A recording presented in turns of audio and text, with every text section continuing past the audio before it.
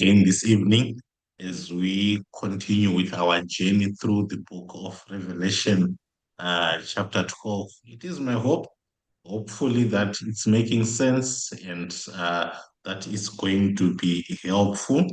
If ever there are questions, if ever I'm too fast or too small, just let me know or let the elder know so that we may adjust accordingly. We are in the book of Revelation, chapter 12 this week.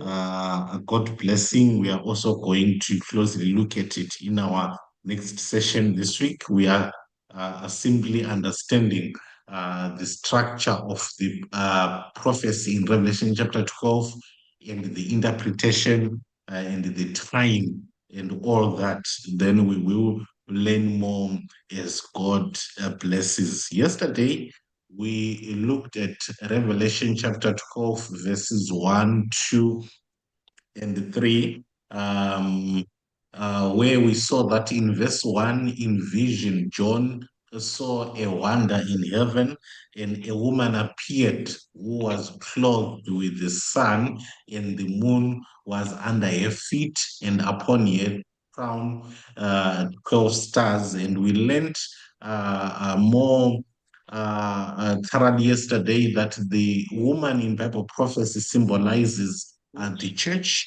and the sun is the righteousness of Christ, or Christ himself, whose other name according to Jeremiah is the Lord our righteousness. And also the moon under her feet is the word of God that receives its light from Christ and shades the path of the woman who is led by God. In verse 2, she is with child and is traveling in birth, or is in labor and pained to be delivered.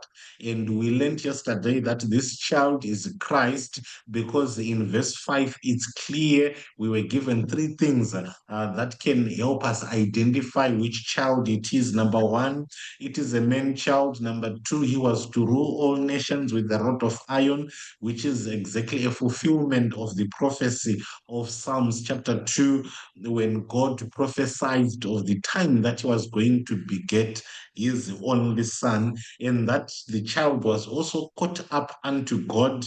We learned yesterday that Jesus ascended to heaven in Acts chapter 1, whilst the disciples and the men of Galilee were beholding or looking. So he was caught up unto God and also to his throne. Revelation 3:20 says, if you overcome, you're going to sit in my throne as I overcame and also am set in my father's throne. So verse 5 made it clear that the man child that was delivered by this woman of Revelation chapter 12 is none other than Jesus himself. So these are the things that we noticed yesterday. So we covered verse 1, 2, and 4. Today we are going to cover verse 1, 2, and 5. Today we are going to cover verses 2 and 4, and then we bring it all together as far as this aspect is concerned. Now, the book of Revelation, chapter 12, is written in cycles, as we are going to see today. Basically, in the writer, he would take a certain aspect, runs with it, and comes back again, takes a different aspect and runs with it. So basically, that is actually how the entire book of Revelation is written. That's why you see cycles of sevens, seven plagues, seven seals, seven churches, seven trumpets. Basically, the writer picks one theme and runs with it through time, comes back again, takes another theme, and also runs with it through the same time period. So sometimes it happens chapter after chapter, theme after theme, or sometimes within the same chapter. Another good example is Revelation chapter 20, where the first two or three verses will run with a certain theme, come back, take again a certain string, and run with it. So we're going to see that today. You will notice that In verse 1, in vision, John goes back to the Old Testament church, okay, and then he runs with it until in verse 2, we get to a point where the Old Testament church is now giving birth to a child. So that is now to say, by verse 2, we are around the time when when John the Baptist was preaching and saying, prepare the way for the Son of Man. This is the time when John the Baptist was preparing the way in the minds of people for the coming of the Messiah, for his time had come. That is to say, the church was pregnant with the child and about to be delivered. It is during that same time period, as we are going to look at closely, even before when Mary, of course, was with child. And then the Bible will then goes back to heaven or goes back in history and takes another line. Verse 3 reads here, if you follow my cursor, and says, and there appeared another wonder in heaven. So initially, he saw a wonder in heaven, and a great woman appeared. And then this woman was with a child and was in labor. Then in verse 3, he goes back again in history and he sees another wonder in heaven. And this time around, he sees a great red dragon with 7 heads, 10 horns, and 7 crowns upon his heads. Verse 7 and 8 is very clear that the dragon is Satan himself. It is the scriptures that we considered on the very first day on Monday. That is Yeah. verse 3. Then verse 4 says, and his tail drew the third part of the stars of heaven and did cast them to the earth. And the dragon stood before the woman which was ready to be delivered for to devour a child as soon as it was born. So if you see what's happening here in verse 3, another wonder appears. And in this wonder, we see the great red dragon. So the question is, in which time period was this? Verse 4 is clear. This is a time when in heaven there was war between Michael and his angels. For it says, and his tail drew the third part of the stars of heaven and did cast them to the earth.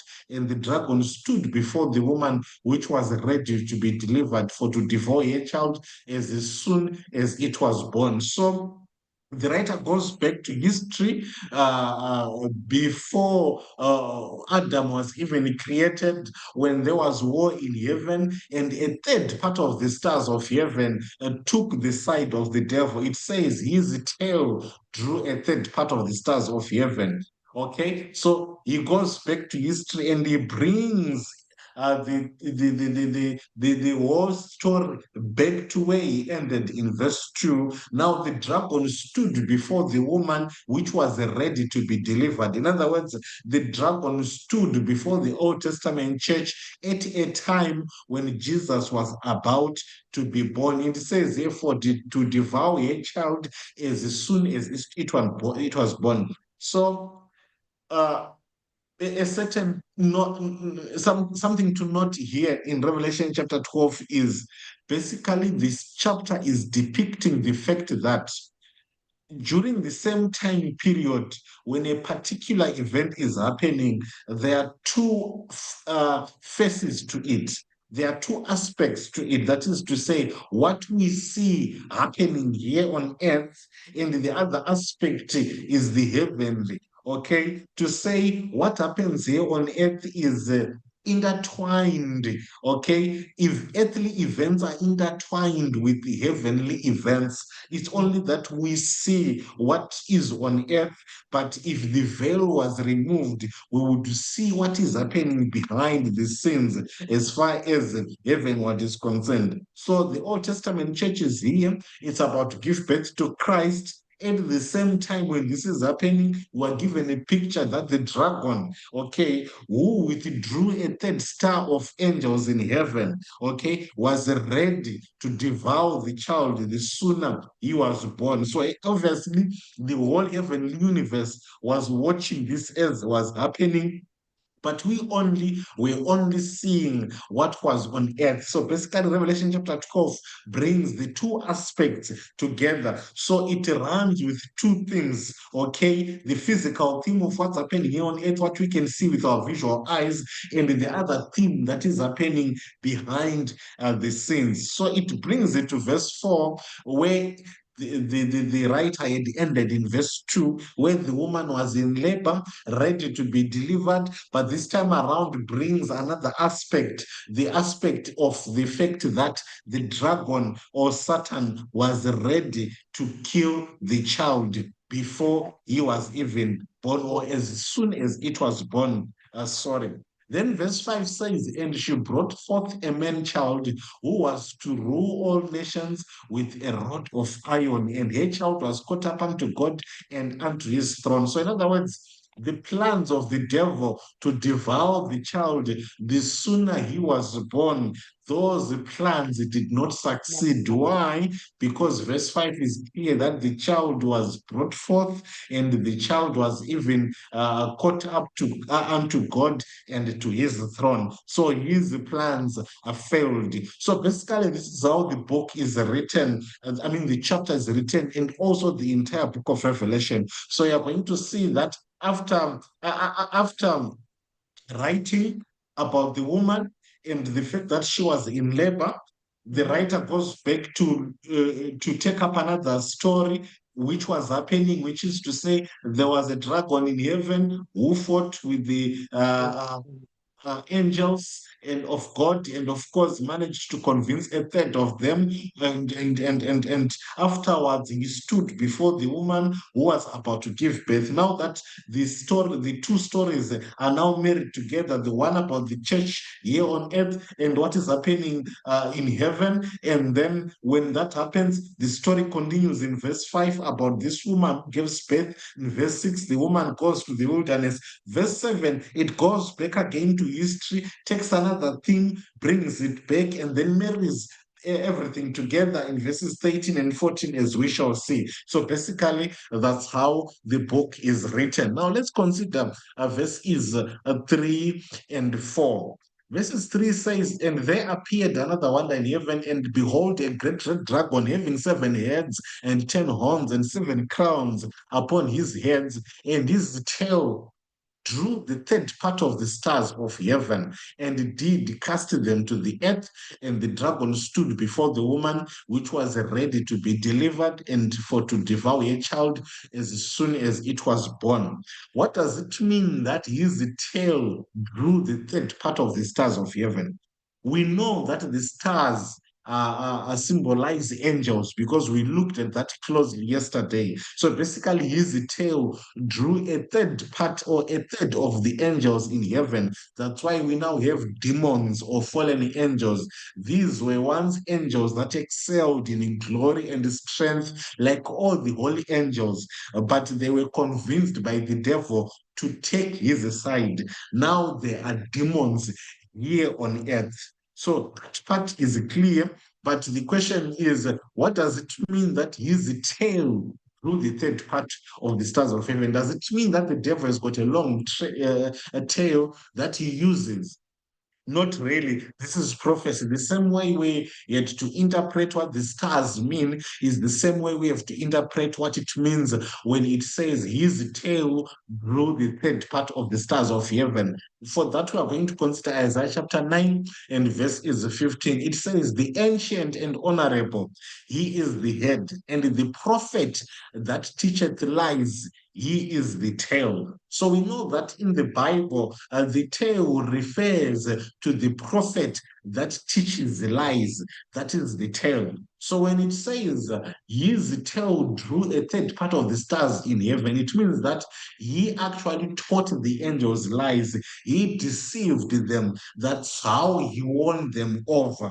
Because the tail symbolizes one who teaches lies. And is the devil said to be a liar in the Bible? Most definitely. John 8:44 says, Ye are of your father, the devil, and the lust of your father ye will do. He was a murderer from the beginning and abode not in the truth, because there is no truth in him. When he speaketh a lie, he speaketh of his own, for he is a liar and the father of it.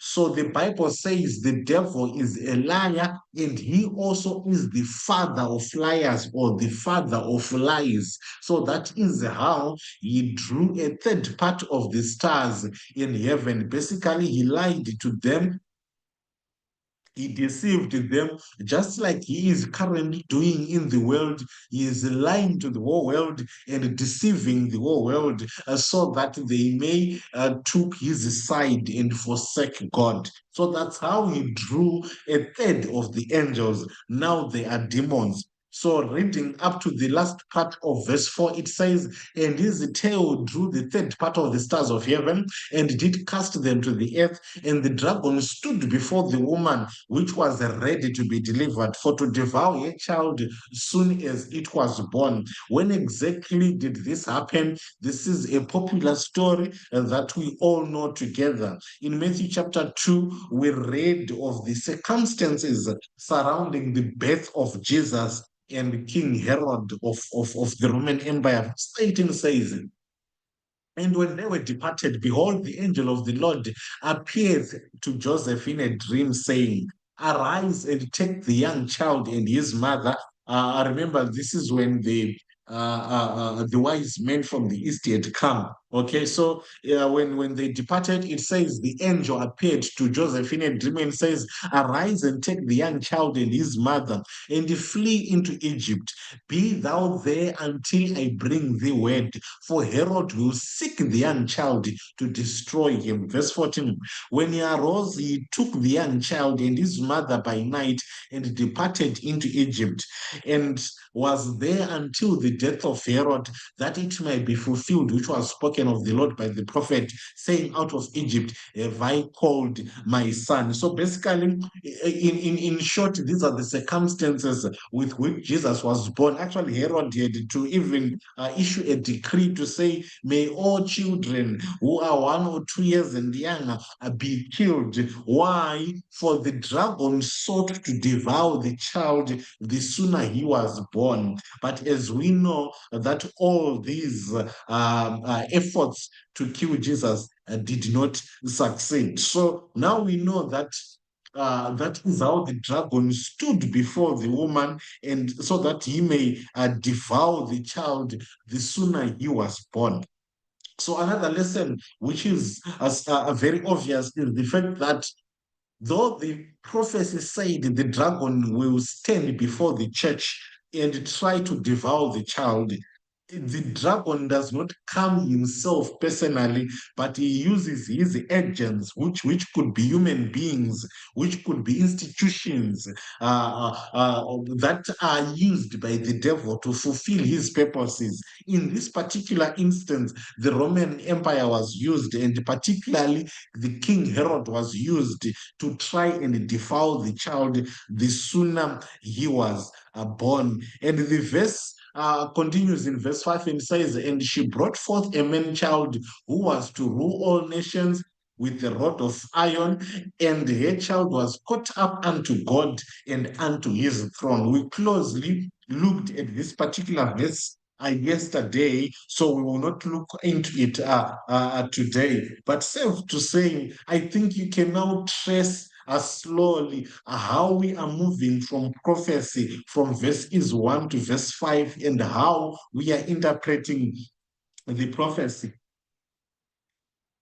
Another aspect which is coming out here that I would like to highlight today as we come close to a close for today's lesson is the book of Revelation, chapter 12, is very particular, not only to the events which occurred, but even to the time within which the events occurred. So from verse 1, we saw the Old Testament church, okay? And then in verse 2, we were given the time where this Old Testament church is being referred to.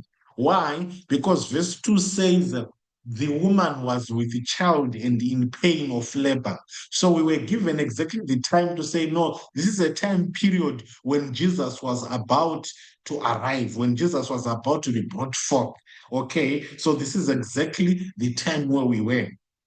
Now, verse 5 says she brought forth a man child, okay, and then it says, and her child was caught up unto God and to his throne. So now we are 30 years later, okay, after Jesus was born, he grew up, he preached, he did his work, he fulfilled his mission, he died, and after dying, what did he do? He ascended to heaven. So in verse 5, we are now around AD 27, AD 30, AD 34, the time period within which Jesus ascended to heaven. Okay, so we are moving with the time from verses 1 right up to verse 5, and this is going to continue in the entire prophecy until we get to verse 17, which says, and the dragon was wroth with the woman and went to make war with the remnant of your seed, which keep the commandments of God and have the faith of Jesus.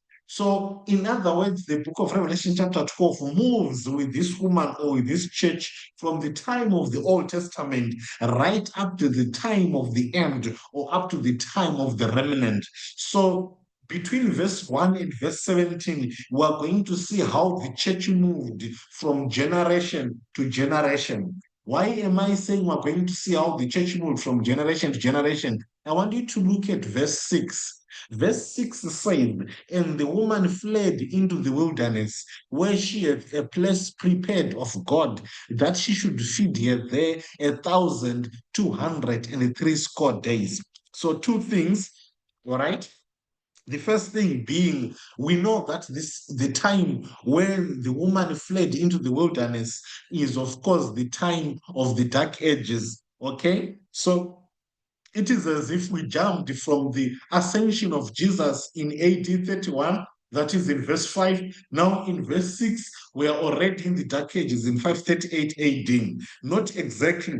Remember, I said this chapter is written in cycles, okay? Basically, the writer has summarized the events from the time Jesus ascended to heaven right up to the time of the Dark Ages. Why? He's going to fill in the details. He's going to go back into history. That is verse 7, as we shall see, and there was war in heaven. So he's going to go back to history again, revisit the war between Michael and his angels and the devil, okay, and brings again history raised right up to the crucifixion, as we have seen in the ascension of Jesus, and then until again we meet this woman going to the wilderness. Let me just try and jump and get to that verse. Here it says, and they overcame him by the blood of the Lamb. Okay, so basically we're now at the crucifixion. Okay, and then we go back to verses 13 and 14. It says, and when the dragon saw that he was cast unto the earth, again, the issue of casting, remember we saw that in verse 3 and 4, now it's being repeated here. He persecuted the woman which brought forth the man child. Here are the details which we had not been given. That there was persecution before. Then verse 14, and to the woman were given two wings of a great eagle, that she might fly into the wilderness, into a place where she is nourished for a time, times and half a time. Verse 14 now goes back to verse 6. So we ended in verse 6 when the woman went to the wilderness. It was as if some details had been left out, but not really. The writer went back to history, took another line of angle or theme, and brought it back throughout history, right up to the time in verse 14, where he meets again this woman which had flown to the wilderness. So now the other details that are being added here are the fact that there was persecution before, and we know that persecution happened between AD 100 and AD 200. Let me take it slow here, just touching on one theme at a time. So basically, what I was trying to illustrate here is in verse 6. Verse 5, um, verse 5, what did we see in verse 5?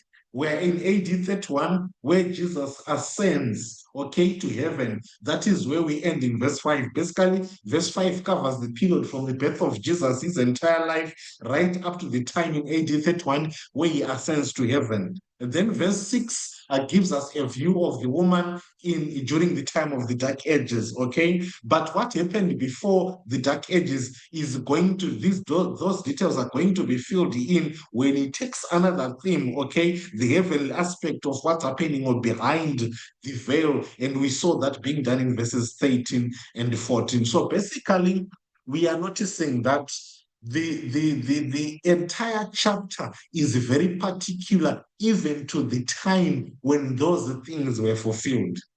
Therefore, like we said at the beginning, it's impossible then to trace the history of your church and see if it matches the prophecy that is given in Revelation chapter 12, because this prophecy is tracing the entire journey of the church of God from the time of the Old Testament in verse 1 right up to the time of the remnant in verse 17. And then verse 17, which is the time of the remnant, is expounded upon in Revelation chapter 10, where you see more details of the fulfillment of verses 17. And then the marching orders of verses 17 are then given in chapter 14, okay, where we see the mission of the church or the three angels' messages. And then the other aspects of verse 17 are given in chapter 13 of Revelation to say, okay, we have seen the remnant, we have seen the woman. What about the other side? What's happening with the devil? Revelation chapter 13 makes that clear, where we see from verses 11 another beast ascending out of the earth. Okay, the beast that is going to trouble God's children or to trouble the remnant church at the end of time. So basically, that's how the book of Revelation is written. Basically, both things, okay, behind the veil and earthly events are shown how intertwined they are, but they are explained each differently, just to show the different aspects of the same time period. Okay, so we end here as far as what's happening on earth is concerned, where the woman flees to the wilderness. Then the next thing that we see is verse is 7. Okay, so we will run with another theme until we comes back to verses 6, that is in verse 14, where the woman is fleeing to the wilderness. So basically, let's go over the sequence and then we call it a day to day. Verse 7 says, and there was war in heaven.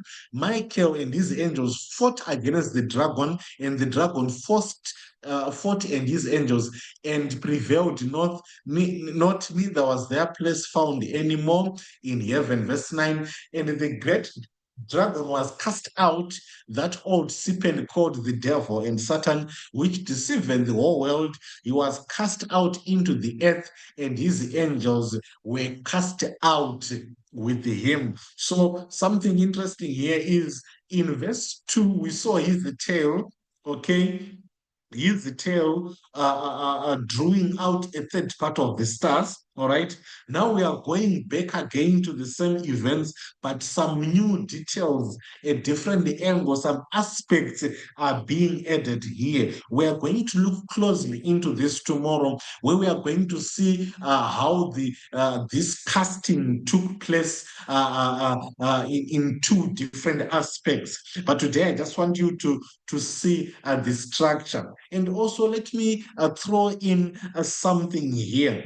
The verse is saying, and the great dragon was cast out, that old serpent called the devil and Satan, which deceived the whole world. He was cast out into the earth, and his angels were cast out with him. Now, a question is that one may have, being the verse is saying he was cast out into the earth, okay, but you are saying the war between Michael and Lucifer happened before the earth was created. So what does it mean that they were cast out into the earth? We will explore fully the meaning of this tomorrow as we look into these scriptures. But just one aspect I want to highlight is in Genesis chapter 1, Okay, Genesis chapter 1,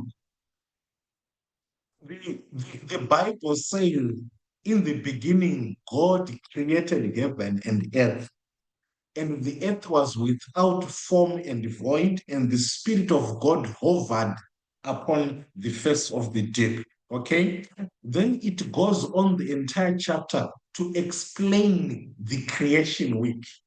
But I want you to notice that the commencement of the creation week begins with him separating darkness from light, okay, separating the waters. We are not told when water was created. We are not told when the formless earth was created. All we are told is in the beginning, that is to say, in our beginning, all right? In our beginning, the earth was without form and the waters were covering the entire earth, which means that the earth and the waters were created before Genesis chapter 1. In Genesis chapter 1, we are introduced to an earth which is formless and which has water. Then God starts to separate water. He starts to make sure that the earth comes out. He starts to put vegetation and everything else falls in place. But we are not told when the water was created. We are not told when the formless earth was created. So before Genesis 1, before our beginning, the waters were already created. The earth was already created, but it was formless. Okay? Now, when there was war between the dragon and the devil, and the devil was cast down physically to the earth, okay, and that was before Adam was created. But of course, the earth was already there, as we have noted. We don't know exactly when. We are not given a timeline because our own time was not yet created. Remember, time in our life or in our consideration began when God said, this is the first day, this is the second day. That was the commencement of time as we know it. So we don't know when that happened. We don't know when the fall of the devil happened. What we know is by the time that Adam is created, the devil was already a fallen angel. That is why the angels had to come and warn Adam after creation that beware, the devil is lurking and he might come. We may, if ever we find time in future, look exactly at this to say, what does it mean? Where is the devil when we say he's on earth? How exactly does it happen? But however, I think we get a picture of what the light being brought to us by this verse. Verse 10 says, and I heard a loud voice saying in heaven, now is come salvation and strength and the kingdom of our God and the power of his Christ. For the accuser of our brethren is cast down, which accused them before our God day and night. Now, verse 10 is bringing another aspect of the casting of the devil, which happened when Jesus Christ died on the cross. We're going to look at this tomorrow. That is why the language now turns and says, salvation is come and the strength to the kingdom of God and the power of his Christ, for the accuser of our brethren is cast down, which accused them before our God day and night. Now the brethren are being mentioned, and the accusations day and night are being mentioned. We are going to see how it all ties together tomorrow. But basically, we are now at the cross. Just like we had done before from verses 1, we moved up to the birth of Jesus and his ascension. Then in verse 6, we went back again to history. We saw Michael fighting in verse 7, and now we are seeing the cross, and then soon we will see the woman going into the wilderness. Why am I mentioning the cross? Verse 11 says, and they overcame him by the blood of the Lamb and by the word of their testimony, and they loved not their lives unto death. So they overcame him by the blood of the Lamb. Okay, this is referring, of course, to the crucifixion. All right, and then verse 12 says, therefore rejoice ye heavens, and ye that dwell in them, woe unto the inhabitants of the earth and of the sea, for the devil is come down unto you, having great wrath, because he knoweth that he hath but a very short time. That is verse 12. And then verse 13 says, and when the dragon saw that he was cast unto the earth, he persecuted the woman which brought forth the man child. So basically, the writer is showing us that he is tying back to where he ended in verse 6. He persecuted the woman. Which woman? That woman in verse 5 and verse 4, who had brought forth a man child. And to the woman were given two wings of a great eagle, that she might fly into the wilderness, into a place where she is nourished for a time, times, and half a time from the face of the serpent. All right. Now, we have looked at the sequence of the events, but I know that some of the things I said did not make sense to you because I was mentioning them, but it needs us to just look closely and study for them to make sense. So please, if you were here today, don't miss tomorrow so that you don't get a half-baked thing. We're going to look into these details tomorrow and really tie them together. But for now, I just wanted us to see the sequence so that from now henceforth, we're not worried about the sequence. We then fill in the details nicely as we see the journey of God's children vis-a-vis what was happening behind the veil. May God bless the reading